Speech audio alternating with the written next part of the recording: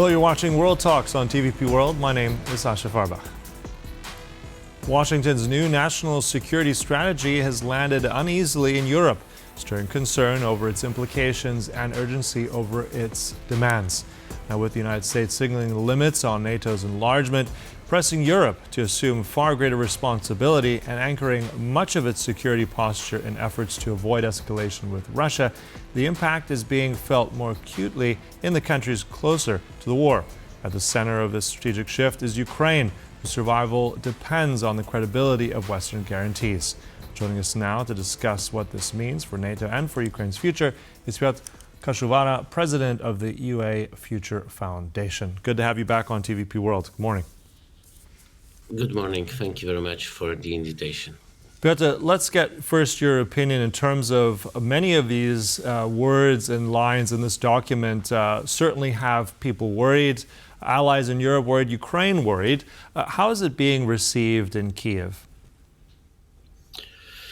We need to wait because definitely what we can see from the first words of this document that this document is written by the Donald Trump's ego, and this is very important moment, to read the rest of this document, because obviously if the United States would be able to make most of those points real in our future, probably we will have a problem in Europe, and Ukraine could have a problem, and Russia as well could feel a bit more stable with attacking other countries, with destabilizing situation on the old continent. But we need to also remember that Donald Trump still is only one person. He has a team, he has his own people, but one person and with his team cannot change whole world. And the United States, with the leader as Donald Trump is, they cannot decide for the independent countries, for European Union. Donald Trump in this document is trying to build a future for Asia, for Middle East, for European Union, and also for Ukraine. We still have independent governments. We still have our own societies, our own history. We still have our own power, and there could be a lot of game changers. Not only Donald Trump is a game changer in the world. Obviously, what he wrote in this document, we could already hear before he started to be a president of the United States a year ago, because during his campaign he was repeating a lot of similar ideas for the United States and for the world. And it starts with the sentence saying that America first. And from through the whole this document, we could actually hear this sentence repeating over and over. So America first, with the economical reasons, military reasons, and what I'm trying to say, that from these documents we see that there is only an America. There is nothing else except the America and the American president in the world. But this is not true. There is still American society. And we also need to remember that American society can change the situation. American Congress can change the situation. Even Donald Trump doesn't want to help to Ukraine. A few days ago, we have seen that American congressmen from the right and from the left, let's call it Democrats and the Republicans, they decide to call Russia a terrorist state. And probably Donald Trump and his team doesn't really want to call it like that. So Ukraine is also mentioned because you asked at the beginning about what Ukraine is thinking about this document. Yes, Ukraine is also mentioned in this document. It's mentioned that United States with their partners need to do everything to keep Ukraine as the independent country, as the independent state. But it doesn't say Yeah, anything what exactly. kind of a state it should be. Yeah, that line I was going to ask you because it does say in the document that Ukraine should be seen, and the United States agrees, it should be the survival as a viable state, but it doesn't really offer any concrete steps on what that means. So that was going to be also my question to you. How, let's say, reassuring is that, given that it is very vague? Yes, we don't know what kind of state Donald Trump wants Ukraine to be in the future. But we can read the other things written in this document about Russia. And probably it tells us a bit more how Donald Trump is seeing Ukraine and how is he seeing Europe. This is very dangerous what Donald Trump administration did in last year, because he took out from the shadow the Russian president and Russian diplomacy, let's call it like that, and they came back to the world's market. Their words are heard in the other countries by the other people. We are again discussing what Russia wants, what are goals from Russia. You know, I always think about the Second World War and the way of fighting disinformation and the Nazi propaganda by Europe and the United States. During the Second World War, Europe and the United States and Great Britain decided to cut the cables, decided to cut the connection to not let the Nazis to spread their propaganda on the other side of the ocean.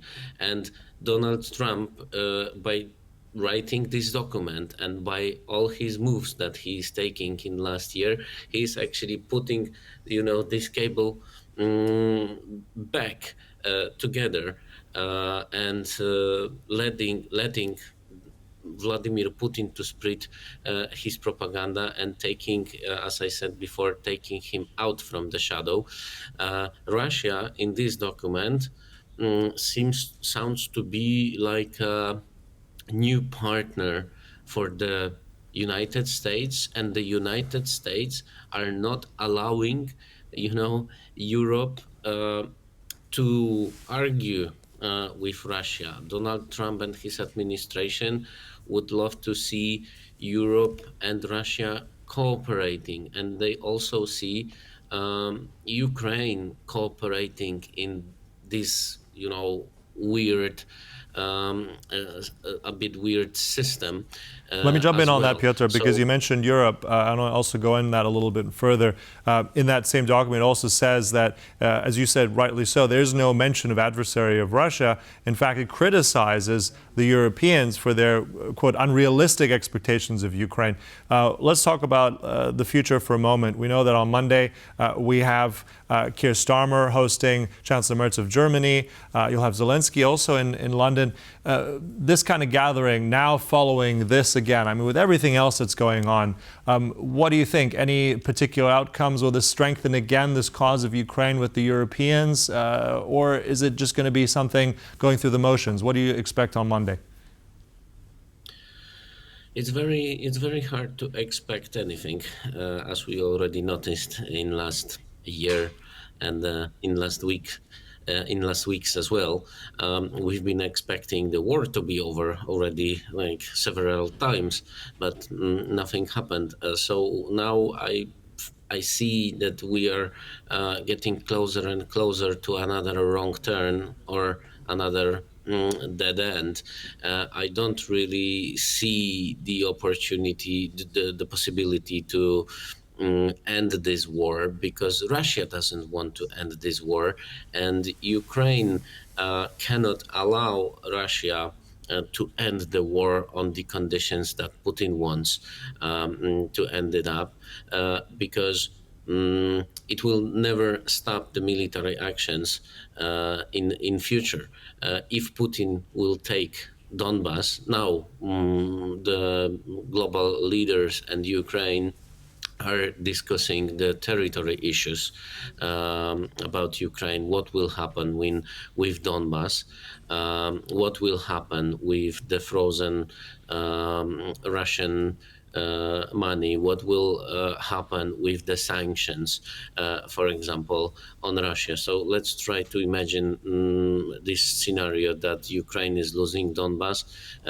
We are taking out the sanctions from Russia. So Russia can develop, Russia can use all the resources that are in Donbas to make more money and to rebuild their army and attack again, because this is Russia. We need to clearly understand that the Russian strategy and mentality is completely different than our values here in Europe and on the West. Russia is a country that lives permanently in the war.